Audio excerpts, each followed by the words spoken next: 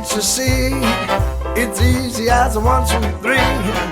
I'm talking about you and me. I'm talking about love. I bet you find it's on everybody's mind. What makes us one of a kind? I'm talking about love. It doesn't matter where you travel, you are sure to see miracles unravel with L-O-V-E. Listen here, the message is loud and clear. Can't help what I feel, my dear. I'm talking about love. Sonsuz Muhabbetler'deki yine çok değerli bir konu ağırlıyoruz şu anda. Don Miguel Ruiz Jr. Kendisi Hello. Don Miguel Ruiz'in oğlu. Welcome. Oh, thank you so much. It's a great pleasure to be here with you. It's an honor. Thank you so much for having me in the show. And Awesome. yesterday I was in your speech, and the first time I saw you, you come from out of elevator, and you just smiling in your face, and look at in light, shine a light, shine a light, and when I see your head, I say, this must be Don Miguel Ruiz Jr. But what an energy, what an aura, what a smile, Thank what you. a smile. Oh, I enjoy life. It's a good life to live. Yes, yes, and you know, we have a common friend, Esra. Esra, yes. And your father played in a Hello, Turkish Esra. Hello, Hello, hello. And your father played in a Turkish Yes, movie. yes. And it was a great movie. Oh, I'm looking forward to seeing it. I haven't seen it. I've just seen the trailer for it. It's a world-class movie, world-class spiritual movie. I hope in coming days you will see it. And now I want to ask you, Miguel, for agreement is so popular in also in Turkey, and you told yesterday about we are in a dream, we are living in a dream, and how can we awaken? Well, here's the thing: is that in the Toltec tradition, the main function of the mind is to dream, and to dream simply means to perceive and to project. Right now, I'm dreaming because I'm awake. It's what they call the waking dream. I am perceiving right now. I'm perceiving you. I can hear you, and I can feel the whole environment around me. I can feel this chair. I can feel the light. I can feel the air. I'm constantly perceiving 360 degrees because the nerves that surround my body allow me to perceive. So right now, I am awake and I'm dreaming and I'm projecting. Right now, you're hearing me talk to you. I'm filling my diaphragm with air, letting it go through the trachea, through the muscles of my mouth to talk to you in English, in a language that both you and I can understand. If we speak in your language and I speak in Espanol, you probably won't be able to understand. So we find a language that both you and I can come from, since we come from two different cultures. And we interact, and right now we're awake and there's a material frame and time is linear. So I'm dreaming. And I'm also dreaming when I'm asleep. When I'm asleep, I don't see you. You see, right now I'm awake and I see light bouncing off you. I'm seeing the light that is bouncing off your matter, your body, your hair, and I can see it in my retina. It's all coming through. That's how I'm able to perceive it. The sounds come through me. If I see you in my dream, I'm not really seeing you because it's not light bouncing off matter. It's not sounds that I'm hearing. It's my own projection. I am creating something. Of course, what is it that I'm perceiving when I'm asleep, when I'm dreaming when I'm asleep, that lucid dream, that is basically, I don't know. I don't know the answer to that, but what I do know is that I'm perceiving it. I'm the constant point of perception when I'm awake and when I'm asleep, and my reason is this compass that allows me to tell the difference between the two. Now, to become awake is to become aware that what I'm perceiving, that the main function of my mind is to dream. So to become awake simply means to see life as is. You see, not only am I perceiving life around me, I am perceiving within me as well. I am perceiving my own thoughts. I am perceiving right now, I can imagine my wife, I can imagine a soccer game or a football game playing in my own mind. And it's not here, it's a virtual reality. It's all virtual in my mind. So to become awake is simply allowing myself to perceive life as is without no distortion, without allowing that information to come in as is. To allow it to be able to see this object without saying lamp, and also the word lamp is projected onto it. No, I see this object by itself. I see you, whatever your name is, however you call yourself, whatever your mom calls you, you call yourself through your friends. They all use the word to describe you in their own image, in their own perception of you. But that only encapsulates just a part of who you are. To be able to see who you are is not to see yourself as a definition, but the experience of you. What is it to be you alive? What do you enjoy doing? What do you like to do? What are you doing in life that makes you feel happy to be alive? To me, that is awakening, because all of a sudden, in my perception, my beliefs don't distort my perception. My attached beliefs don't make me see what I want to see. Because that's what happens when I'm so attached to my beliefs. I only see what I want to see, like Don Quixote de la Mancha, in the novel by Miguel de Cervantes. He is so in love with the books of chivalry that one day he becomes Don Quixote. And instead of seeing windmills, he sees giants. Instead of seeing a very thin horse called Rocinante, he sees a stallion. And he sees a beautiful girl who he projects the image of Dulcinea. He never knows the girl. He never knows who she is. But he only sees what he wants to see, especially himself. His real name is Alonso Quijano, but to him he is Don Quixote de la Mancha. He won't see himself for who he is. He only sees himself as he wants to see himself. And when that happens, we only accept ourselves if we are that image. And if we don't live up to that image, we reject ourselves. We reject ourselves completely. And if we're rejecting ourselves, we do the same with everyone. And this is where it gets complicated, because now we're trying to domesticate everyone to live up to a projected image of how it should be. This lamp should always be this lamp. This table should always be this table. Never really seeing it for what it is. And same to you. If I only see what I want to see, then you should always live up to my expectation. If you don't, you have the punishment. But if you live up to the expectation, you get the reward. That blinds, that's conditional love. So you can say that to awaken is just simply to awake from the dream that conditional love created in our lives. That conditional love that says, I'm only willing to see what I want to see. And it can be very, very dangerous. It could lead to death, to killing someone in the name of conditional love, because they don't live up to the expectation. Never really seeing that we're all the equals, we're all the same. You and I come from two different cultures, but we're both alive at the same time.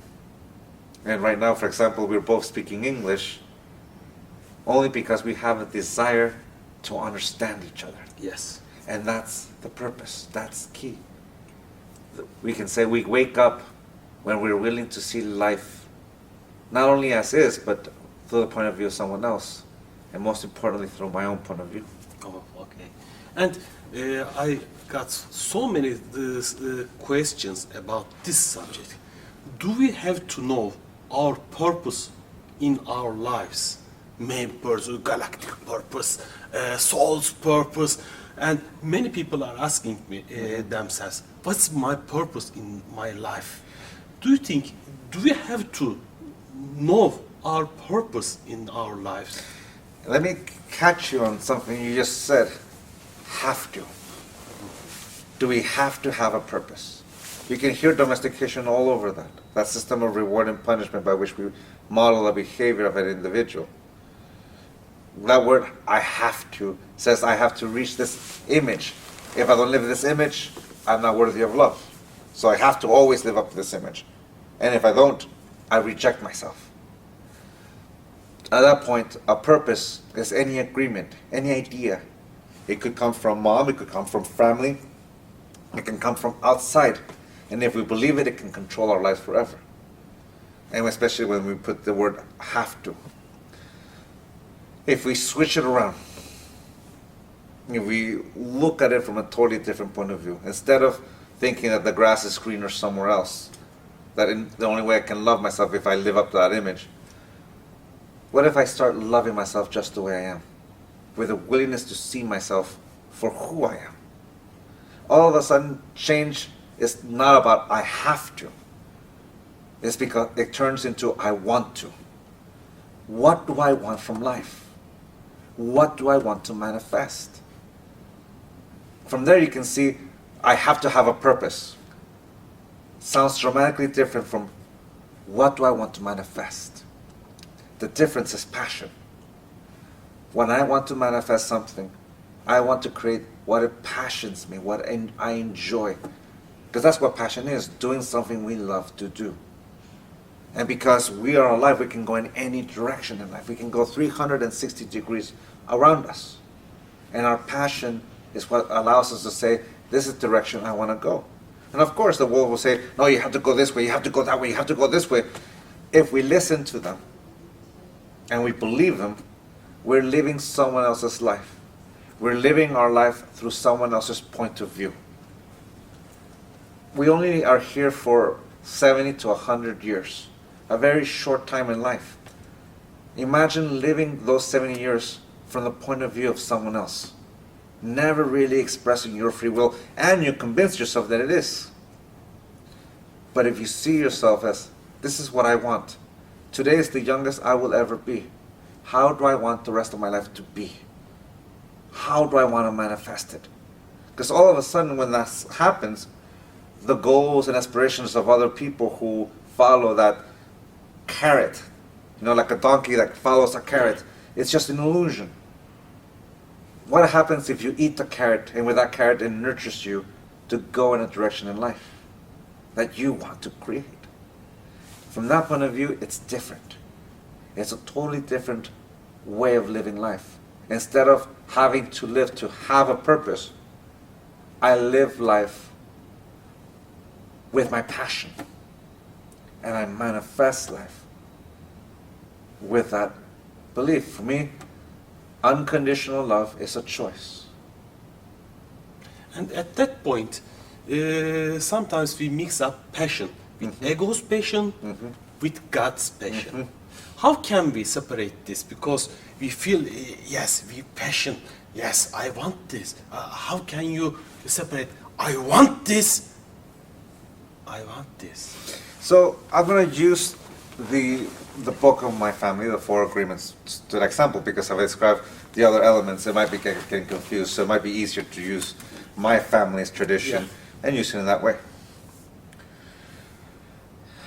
The passion through ego, the way you described it, is actually what we know as obsession.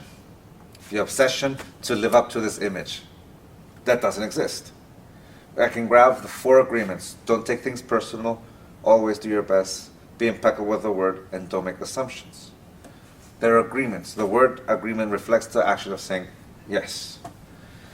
If I become obsessed with it, then I will judge myself every time I don't live up to the expectation. I will judge myself for not being impeccable with my word. I will judge myself every time I don't live up to it. And it becomes an obsession to live up to it. At that point, I corrupt the Four Agreements and turn them into the four conditions of my personal freedom. Domestication, conditional love, distorts it. These Four Agreements are a beautiful instrument for love. Just like any other beautiful scripture or as a beautiful expression of art. The way we love God, the way we love each other, the way we love Mother Earth. Passion is desire saying, I want to do this. For example, one of the agreements in the Four Agreements is, don't take things personal.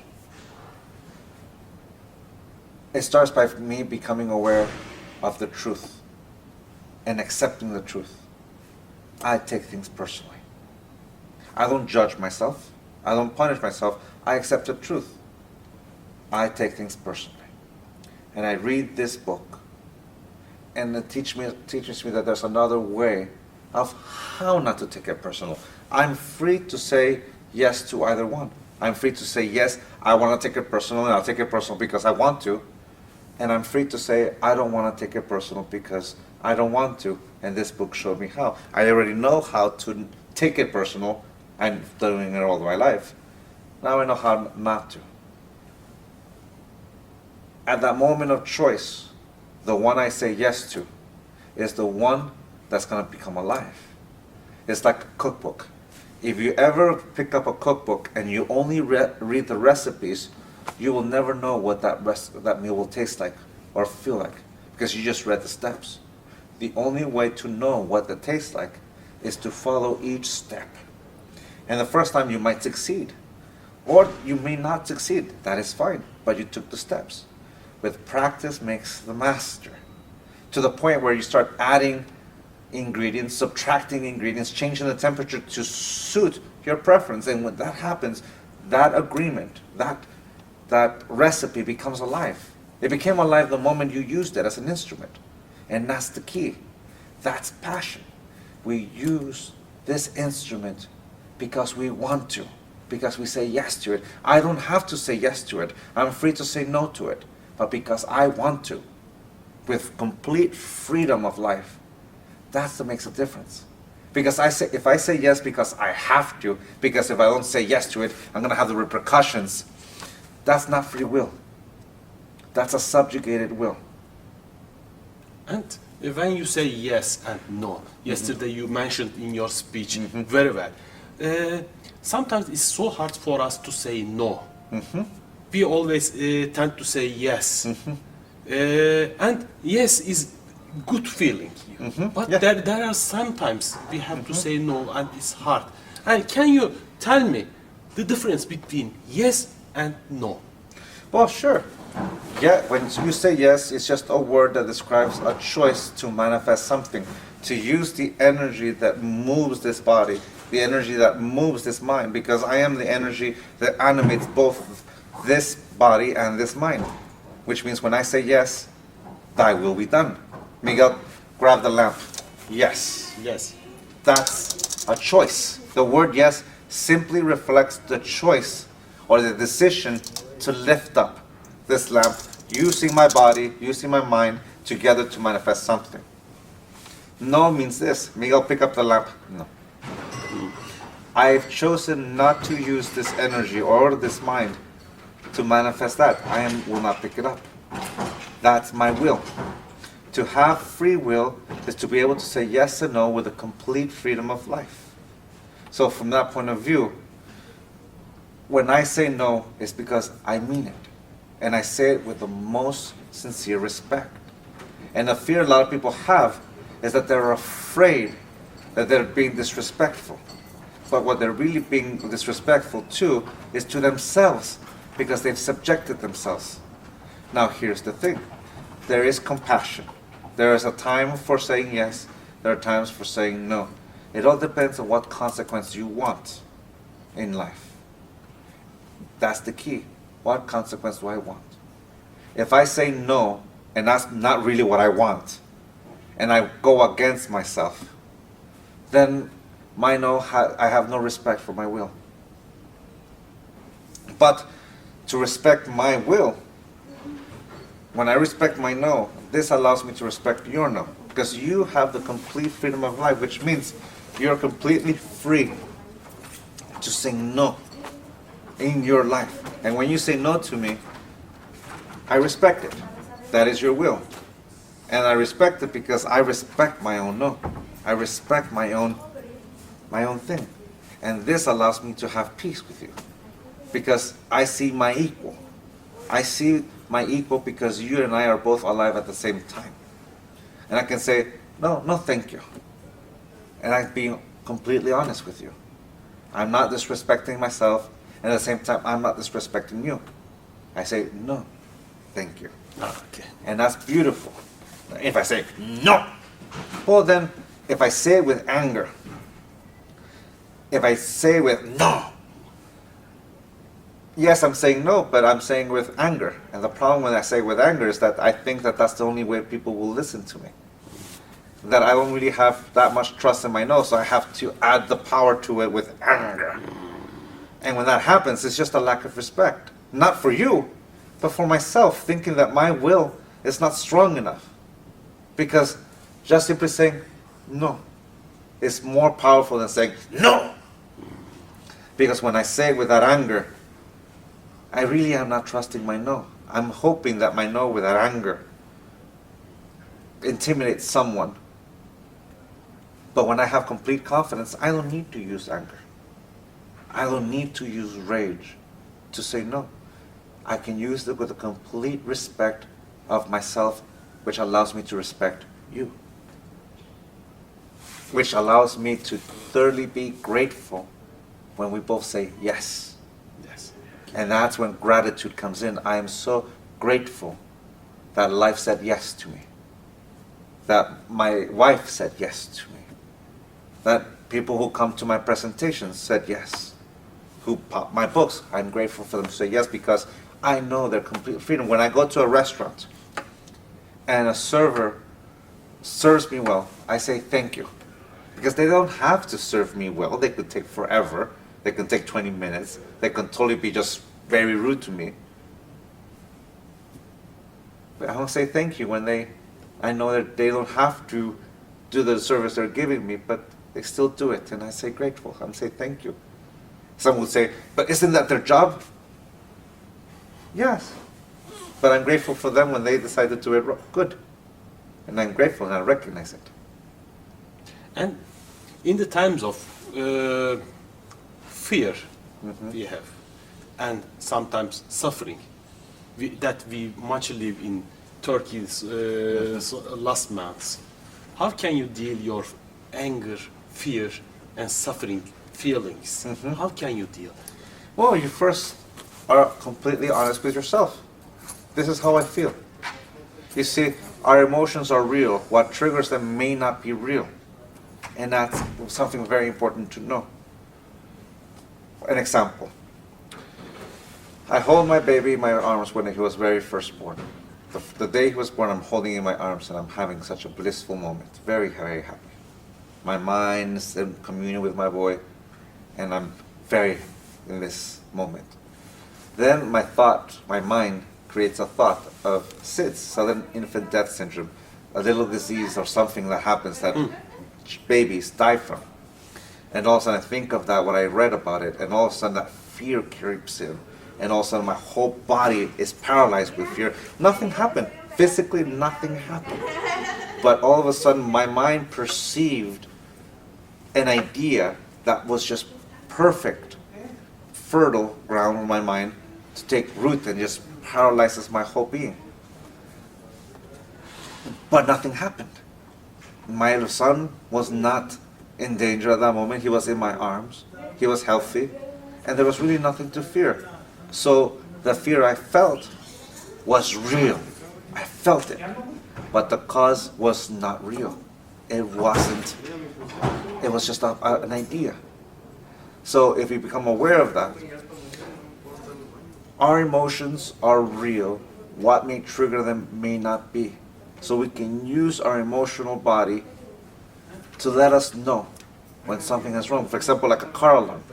You put the car alarm, you touch it, beep, beep, beep. Well, our emotions are like that. They will be reacting to something that hurts us. Either back with anger, with sadness, with melancholy, or something like that. But here's the thing. What serves best is if you become aware of that emotion and you don't like it, now it's exposed and you can see it and you can change your mind, or you can simply no longer believe it or forgive yourself. But our emotions are real. And now if we want to control our emotions, instead of our emotions controlling us, it starts out by being honest with ourselves. This is how I feel. I'm no longer pretending to be something I am not. I accept the truth. Now, once I accept that this is how I feel, do I want to continue feeling like this? If I don't, I redirect my attention in a totally different place. You see, I return once again to attention. I'm constantly perceiving 360 degrees, and my attention is the focal point that I'm choosing where the information is coming. And that's very important. What do I choose to perceive? What kind of stories am I telling myself? So, in life, there's many things in life that are hard. There are many injustices. And our emotions can blind us. But in order to make a choice that helps, an emotion that will feed me, nurture me,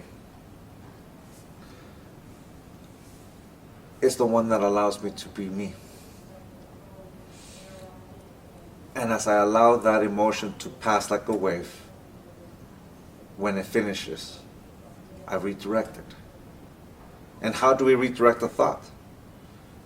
When you pay attention to that thought that's giving you anger, let the thought finish. Don't take action. Let the thought finish. And when the thought is over, change the thought. Redirect it. It's not denying it. Just simply focus. Okay, this is the problem. How can I solve it? And now, what kind of solving do I want? What solution do I want? I want to make a solution that's going to be a benefit to the both. A healthy benefit. You see, it's a choice. I can choose tyranny, or I can choose compassion and love. I have control. Nobody does that but me. And that's true for you and everyone here. 7 billion human beings living life with free will. And the ones who don't live with free will is because they believe they don't have it. And what brings us peace is the mutual respect within ourselves and with other people. Thank you. Yeah. And my last question, not question, but there is a point that attracts me most in your speech yesterday, the death of your uncle. Can you share it again, because it's an extraordinary experience, and I want our followers hear that. Well, sure. It's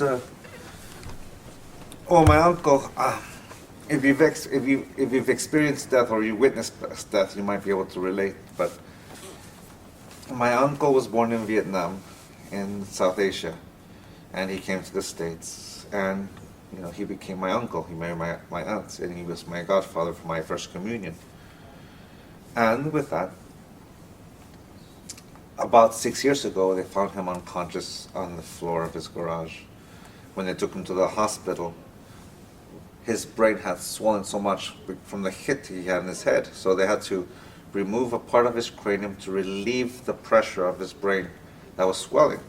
Unfortunately, to no avail. His brain was no longer perceiving. It was no longer dreaming, like we were talking at the beginning of the interview. So they made a choice of letting him go, my aunt and my cousins. So when we went in there, they made a makeshift room for us, and I was lucky enough to hold his hand. Now, as I hold his hand, even though he was completely unconscious, I can feel him. I can feel his presence. I can feel the warmth of his hand, the dexterity. I can feel him, his energy, him. And we began to tell stories that allows us to have a communion with him. And as we were telling the stories, his breath had changed. It was labored. And as you can say, he was drowning in front of us. And then all of a sudden, there was a last breath that went, coupled with the sound of the beep. My uncle died. Besides the pain of losing my uncle, that grief that comes with losing someone we love, my uncle that very moment taught me the biggest lesson of my life. Because something my grandmother and my father have been trying to teach me for many years. You see, besides that pain, I experienced something impressive. I was still holding his hand, and in one moment I can feel him. I can feel that presence I described to you, that warmth, that dexterity. And in a second, in a moment, it was gone. His hand became as rigid and still, as lifeless as this table. Right as I was holding his hand, my uncle's body became an object, a corpse, and he was gone. At that moment, my uncle taught me the biggest lesson of my life. I am not this body. Because even though his body is right in front of me because I'm still holding it, I felt the moment that it was no longer here. I felt the moment when it was no longer that energy, that intent. When I felt that, when I saw that, I became aware of that two lessons that I learned, one in junior high in physics. One, energy cannot be destroyed, it can only be transformed. And two, in order for an object to move, there needs to be a force that moves it. Well, I am the force that moves this body. I am the force that moves this mind.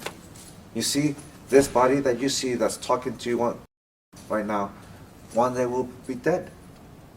Whether tonight or tomorrow or next week. And if I live to be as old as my great-grandfather, Don Miguel, who lived to be 116 years of age, I've got 70 years plus left of life.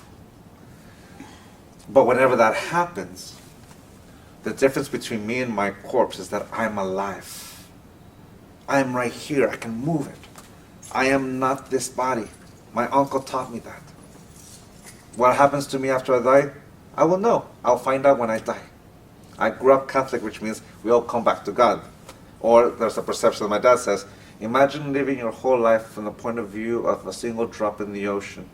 And when you pass away, that point of view expands to the whole ocean. Yeah. That's a beautiful idea, but I'll find out then. But here's the thing.